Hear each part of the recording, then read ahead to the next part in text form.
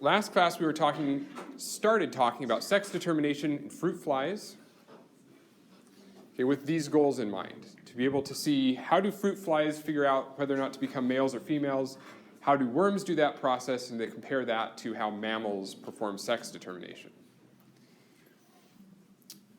And today we're going to talk a bit more about mutants and how mutants informed us about how humans specifically perform sex determination. I've added this last goal, which is really important. One of the overarching goals I had for the class, and I hope you feel like you're part of the way there at least, is critical thinking. Right? Interpreting scientific claims, figuring out what's bunk, what's false, what's bad science, from what's valid.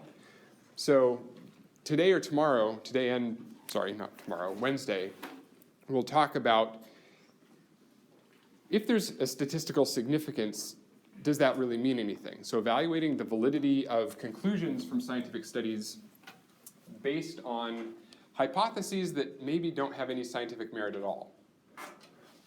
How do you detect bad hypotheses, in other words? So to briefly recap from last class, we talked about fruit flies. Okay. What was it about fruit flies that determined sex? It was either the presence or absence of the Y chromosome or it was the number of X chromosomes. So which one was it for Drosophila? Yeah, here's smattering of the right answer. It's the number of X chromosomes.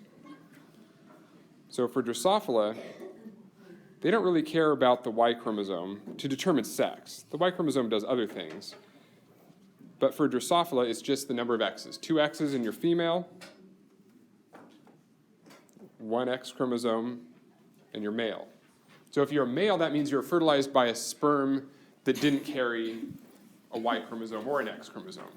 It had no chromosome there. What process would result in that?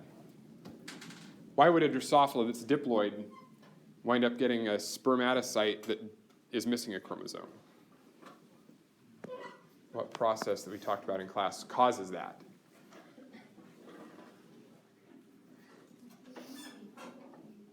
Or if these two sperm were produced from the same meiosis, yeah, so what would you expect the genotype of one of the other 4 spermatocytes that were produced through that meiotic event to be? If you've got one gamete that has no X chromosome, one of the other 4 sperm that were produced has to have 2. So you might expect that out of the 4 products of that meiotic event, 1 sperm might have 2 X chromosomes, 2 might have 1. You still have 4 X chromosomes. They're just divided up unevenly in the 4 products of meiosis. So that's one way that this might work. Okay, so that's what we learned about fruit flies last time. Caenorhabditis are similar but different. First of all, they don't have males and females. There are 2 sexes, but as you see up here, one of the sexes is hermaphrodite, the combination of a male and a female in the same body. So like a lot of insects, but in particular this one, they have one organism that produces both sperm and eggs in the same individual. Review from last class, how do you decide who's a male and who's a female? How do biologists define the sexes? It's by the gametes. Who's got the small mobile gametes and who's got the big immobile gametes? Well, it turns out that in Caenorhabditis, in red I'm circling oocytes. So each of those huge cells is an individual oocyte in the gonad of this worm. And if you zoomed in really close in blue, you can't see individual sperm, but they're there. So this individual, in her lifetime, her gonads, this is crazy. Her gonads, its gonads? I don't know, if you're a hermaphrodite, what's the right pronoun? Her, him, it? We'll go with its. Its gonad first produced a bunch of sperm. And then at some discrete point in the life of this organism, its gonads stopped making sperm and started making oocytes. Just a switch flips. And all of a sudden, the stem cell that's budding daughter cells off says, you know what, I'm tired of making sperm, I'm going to start making oocytes now. And no one really knows how exactly that decision by that stem cell is made, when it stops making sperm and starts making oocytes, but that's what they do. We observe that. So this individual produces its own eggs, its own sperm, it self-fertilizes internally, and then it lays embryos onto whatever it's crawling around on. And then there are males.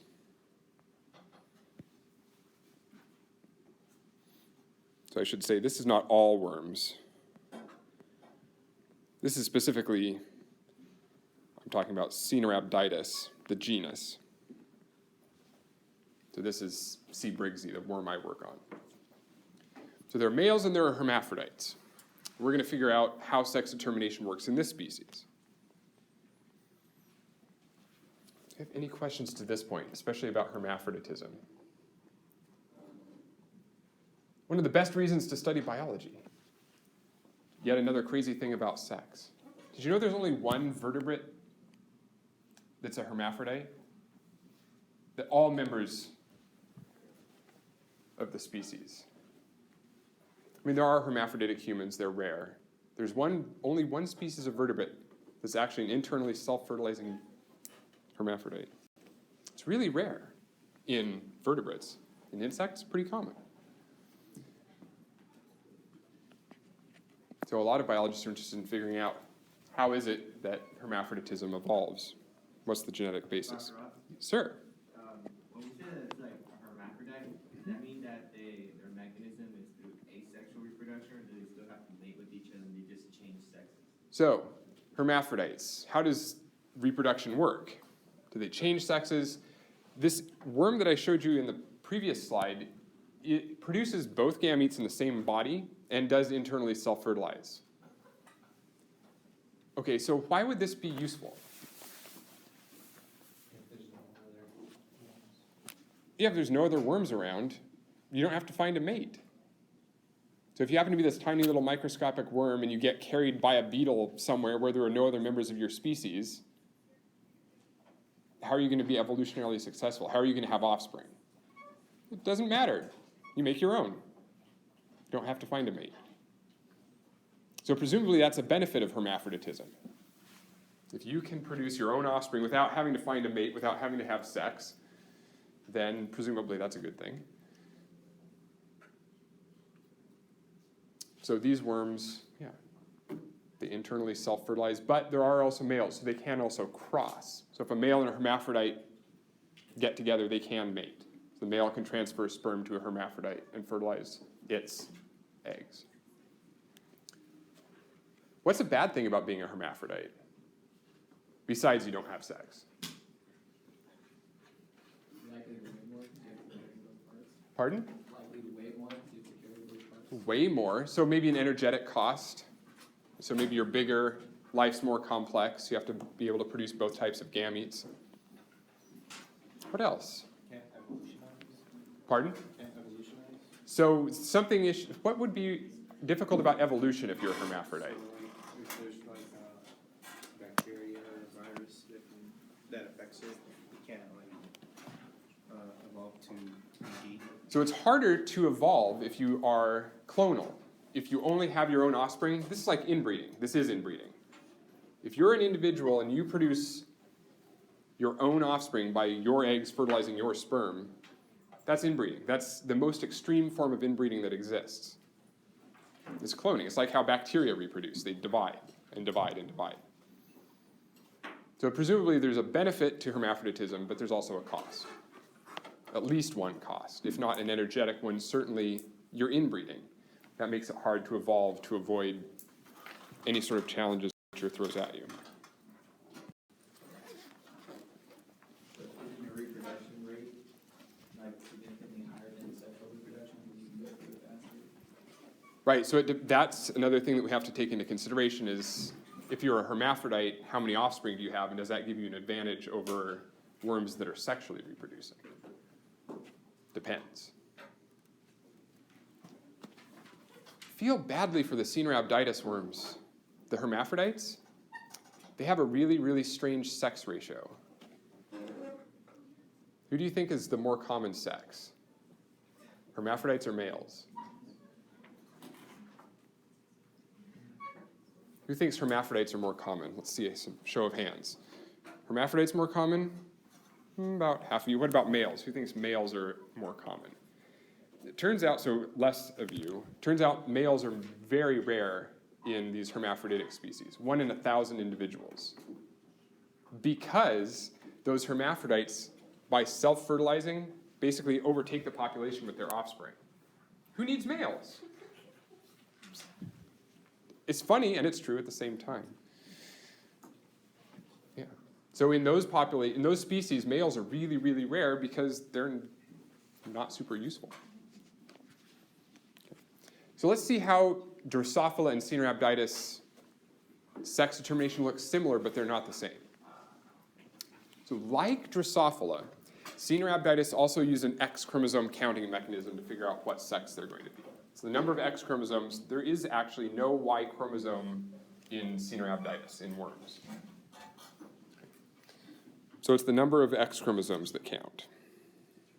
2 X's, you're a hermaphrodite, 1 X chromosome, you're a male, just like in Drosophila. The details, though, of how this works are different. So we're going to go through this genetic pathway figure at the bottom of the screen, and this is one of the most important things that I want you to get out of today. If you take anything away at all, it should be how to interpret one of these genetic pathway charts.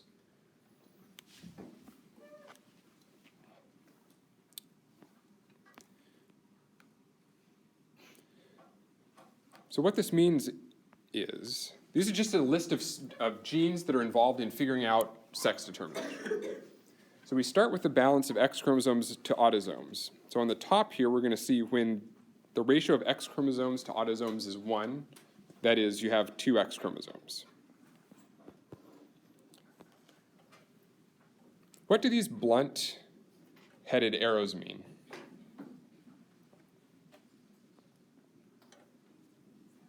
I think we've got 2 genes, sex1 and fox1, and they do something to zol1. What is it? The blocks, maybe? Yeah, it blocks, it represses. So those blunt arrows are repression or inhibition.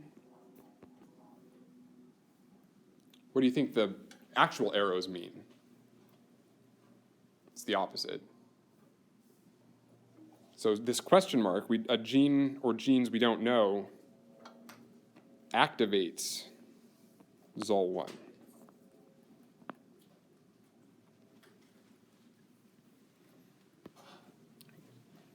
So somehow, the genes sex1 and fox1, when you're an XX individual, or hermaphrodite, going to be a hermaphrodite, not a hermaphrodite yet, repress Zol1.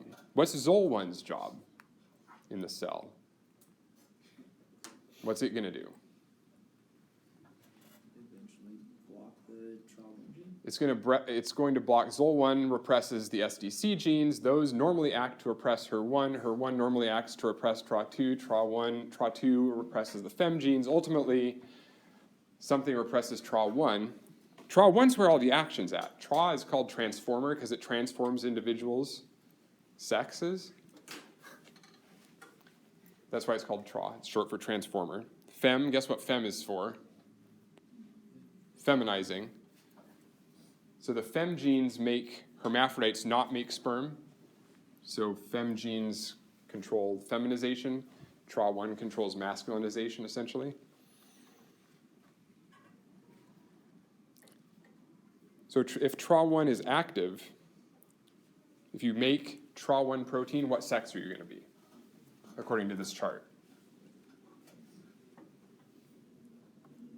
If you have this protein, what's its job? It represses maleness. So what are you going to be? Hermaphrodite. Okay. So if you have Tra1 protein, you become a hermaphrodite.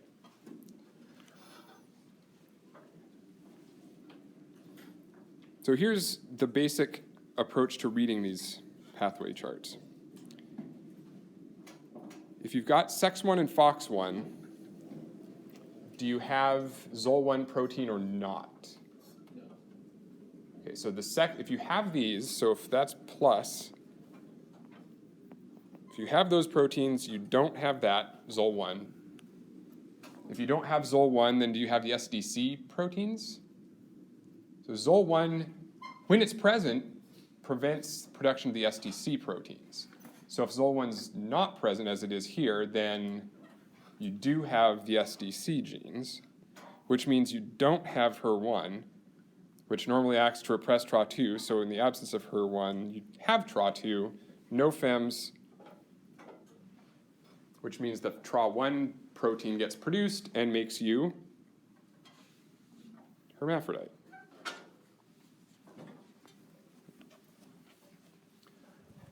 So on the bottom, you can use the same logic to figure out if your sex ratio is 0.5, that is, you only have one X chromosome. These are organisms that are going to turn into males.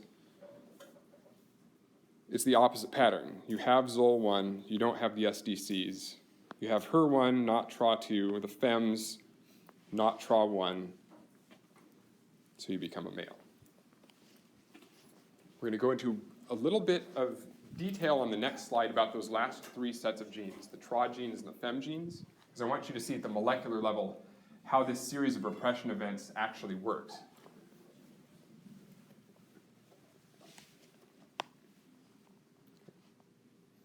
So this is deep. I shouldn't have left this for the second to last day of class, but if this doesn't make sense, come talk to me in office hours, go through it in your head, see if you can work out the logic behind when a series of repressive events exists, how you predict whether or not a gene is present or absent.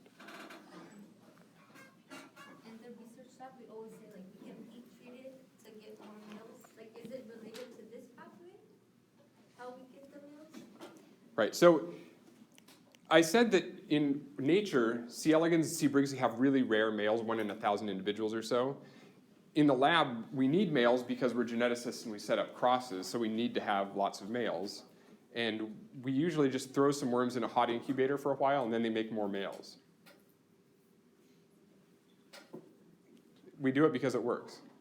So the question was, why is it that heat-shocking males produces more, heat-shocking worms rather, hermaphrodites that are self-fertilizing produces more males? Does it have to do with this pathway? So if we go back a few slides to fertilization, we've got what's in the sperm that produces a male Caenorhabditis? An X chromosome or nothing?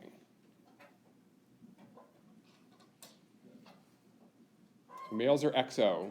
They get their X from their mom. They get nothing from their dad. So the sperm that are used to produce males don't have an X chromosome. And we all, I think, collectively agree that that was caused by non-disjunction, right? A meiotic failure. So what causes non-disjunction? One of the things is extreme heat.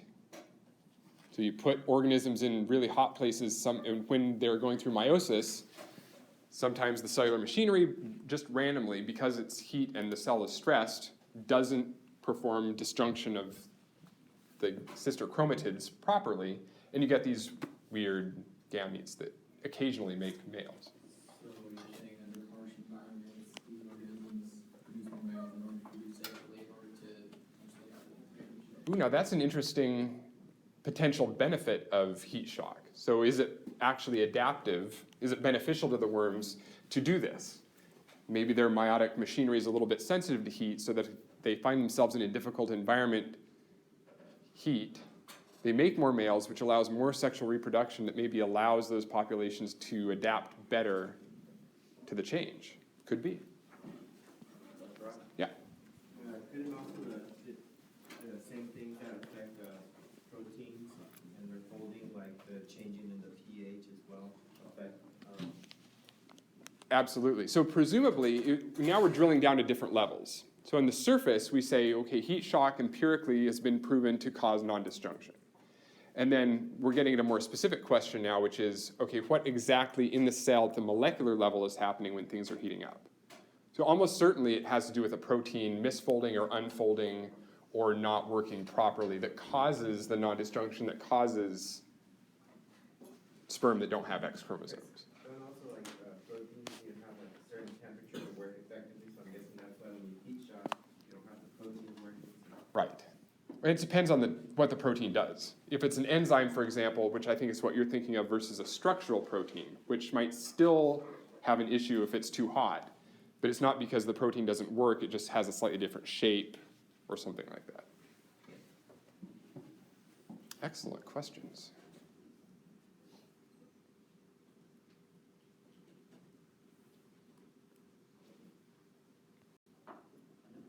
Okay. Now I want to see, if you flip forward, you'll get the answer. That's fine. But I hope you see that this looks fairly familiar to something we looked at really briefly a few classes ago. This is what's happening inside the cell with those TRA genes, the TRA proteins and the FEM proteins in worms during sex determination. This protein TRA2 is in the membrane.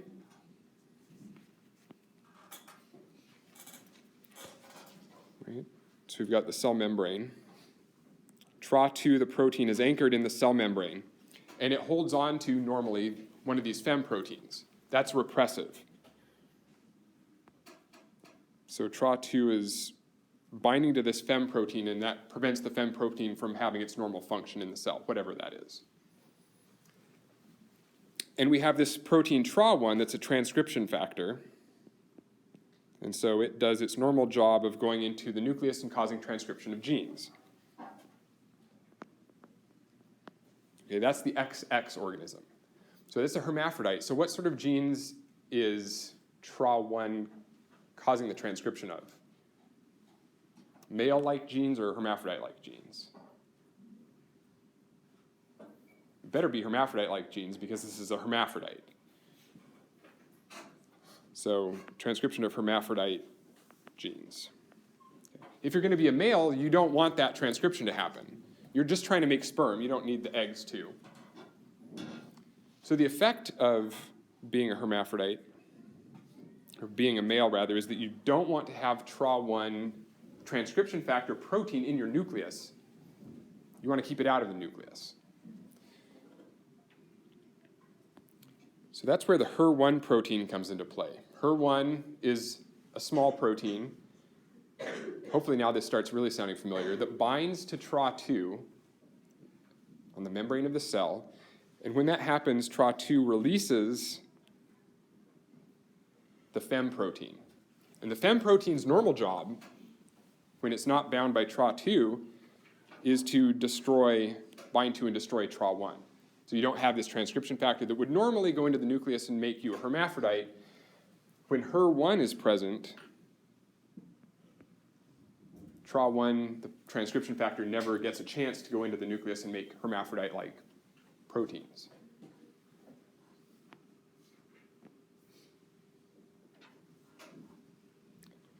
Questions about that? So once again, it comes down to protein-protein interactions and then protein interactions with DNA that regulate something really major like what sex you're going to become. Okay, does anybody recognize the similarity between this and something from a few classes ago? Flip to the next slide if it doesn't. Because this is very similar to a type of cell-cell signaling we looked at a few classes ago when we were talking about transcriptional regulation, right? The hedgehog signaling pathway, where some small factor binds a protein that's on the cell surface, and that initiates a cascade that prevents or allows, depending on what sort of signaling you're looking at, a protein that's a transcription factor to get into the nucleus. The first time we saw it, that protein that went into the nucleus acted as a repressor. It stopped transcription. That's the one difference here between hedgehog signaling and the mechanism of sex determination in Caenorhabditis. In Caenorhabditis, it's the entry of this protein into the cell that actually turns on transcription. So very similar. In other words, bottom line, Caenorhabditis sex determination is caused by hedgehog signaling.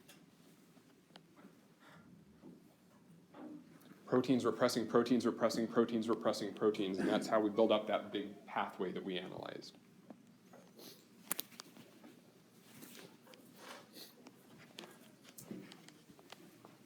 So let that sink in for another 15 seconds and see if anybody has any questions.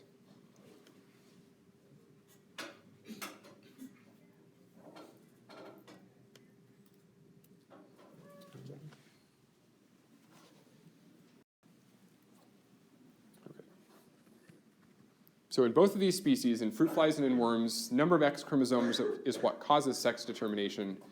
It's the absence of an X chromosome. Okay. How does this differ from what humans do? Or is it the same as what humans do? Is it Y chromosome that counts in males, or is it the number of X chromosomes?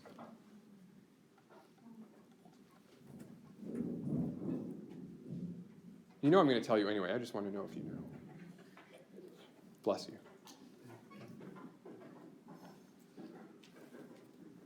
Well, I'll tell you, the one thing that's always true in genetics is that mutants helped us figure out, human mutants, helped us figure out what was going on with sex determination in humans.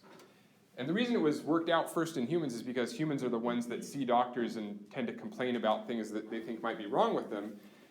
You know, it's pretty rare for a fruit fly to show up and say, hey, I'm a mutant, something is weird, can I, check me out? So human mutants were actually the first case, and mice as well, where we started learning about how genetic sex determination works. So normally males have an X and a Y chromosome, females have two X's. So we're left with the same question, is it the number of X chromosomes or is it the presence or absence of a Y that causes sex determination? And last class, some of you came up with some mutants that you think you'd look for. We talked about this in Drosophila. What sort of mutants would you want to identify to figure out the difference between those two options, number of X chromosomes versus presence or absence of Y? And those two mutants that you were going to look for would be individuals with two X's and a Y. So if two X chromosomes means you're female, this individual should be female. If it's the presence of a Y that makes you male, then this individual would be male. And you'd also want to look for XO mutants, individuals that have one X chromosome and no second homologue, no X, no Y.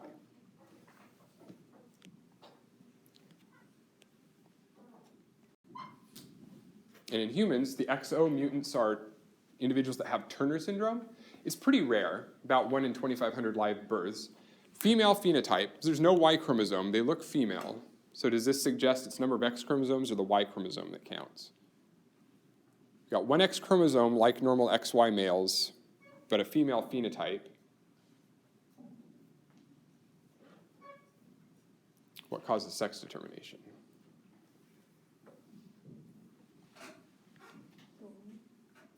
It must be the Y, because this individual doesn't have a Y chromosome, look phenotypically female.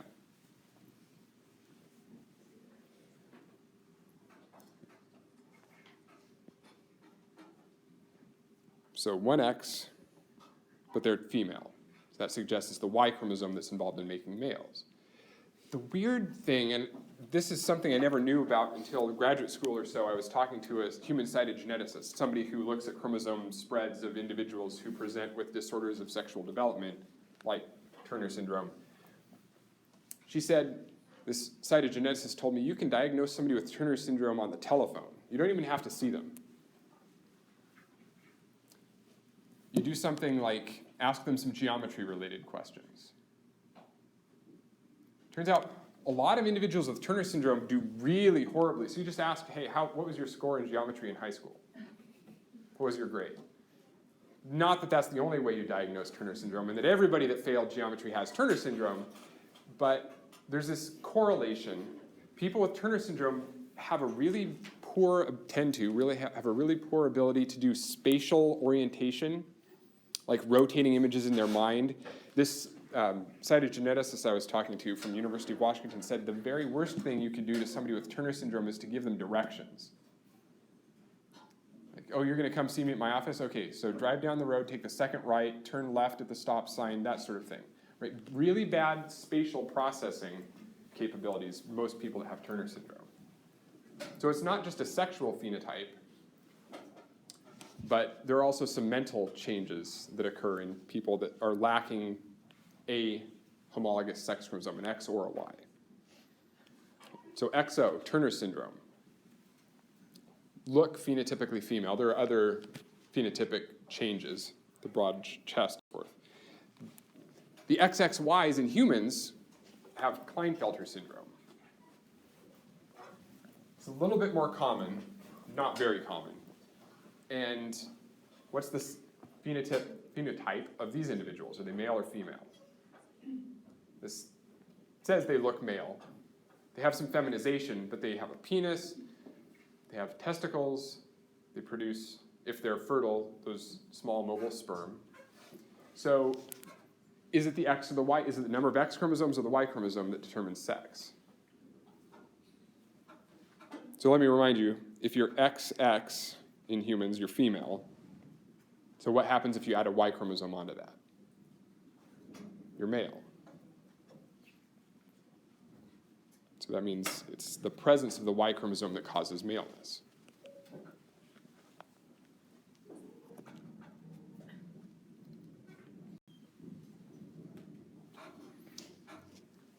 And I know this is small type, and you can look at it in detail later if you want. I just wanted to point out a few things about correlates between people that have Turner syndrome, Klinefelter syndrome, and the rest of us. So what sort of neurological differences are there in some of these individuals? So you'll see there have been some studies done on intelligence, so doing IQ tests. Does being a Turner syndrome individual or Klinefelter's individual have an impact on your IQ? Here's that visual spatial deficits in mental rotation, spatial orientation, individuals with Turner syndrome, but you don't see that in individuals that have Klinefelter syndrome. Yeah? What's VIQ versus PIQ? Oh dear. You should have asked that an hour ago when the psychology class was in here. What's the difference between VIQ and PIQ? Does anybody know? Siri, what's the definition of VIQ? You've got computers. Somebody tell us what the difference between VIQ and PIQ is. Those Turner syndrome patients also have, I had to look this one up last night, difficulties with subitizing. Now you've learned your new word for the day. Subitizing. The ability to just take a look at a collection of objects and guess approximately how many items are there. So it's another visual, spatial, geometric sense, right? I look at you and I say, oh, there's about 60 of you, right? Turner syndrome patient maybe not so able to accurately subitize. The one thing that's most important to point out here is down here. So one of you last class asked me to maybe throw in the last couple of classes a little bit of information about the genetics of behavior or of personality. So what does it say about psychiatric differences between Turner syndrome and Klinefelter's? What sort of things show up here? ADHD, autism. So there's been a lot of research done on the fact that the X chromosome carries a lot of genes that are involved in intelligence, which led to this idea that the X is a smart and sexy chromosome, because it carries a lot of genes that are involved in intelligence and in sex characteristics. So maybe it's not surprising that if you only have one X chromosome and you don't have a Y, or you've got two X chromosomes and a Y chromosome, that you might have some differences in intelligence or information processing. Do note, though, this will be important for next class, that under the psychiatric differences, there's nothing there about violence. Right? Depression, schizophrenia, dyslexia, autism, ADHD. Doesn't say anything about there being any differences in individuals with Turner syndrome or Klinefelter syndrome and violence. We're going to come back to the point next class. One question? Yeah. In Klinefelter, since you have two X's, would there be a bar bonding effect that would inactivate one of the X's? Good question. So if you're Klinefelter's and you're XXY, does one of the X chromosomes randomly inactivate? What do you think? Yes, it does. Okay, so we can save this summary for next class. I'll summarize at the beginning of next class. Here's something to think about. What's the difference between Turner syndrome?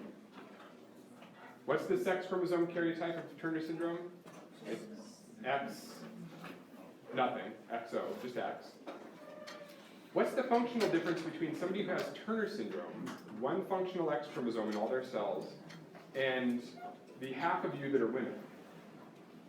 Because although you all have, I assume, I don't know, assuming that you all have two X chromosomes, remember that in every one of your cells, one of those X chromosomes has been silenced as a bar body.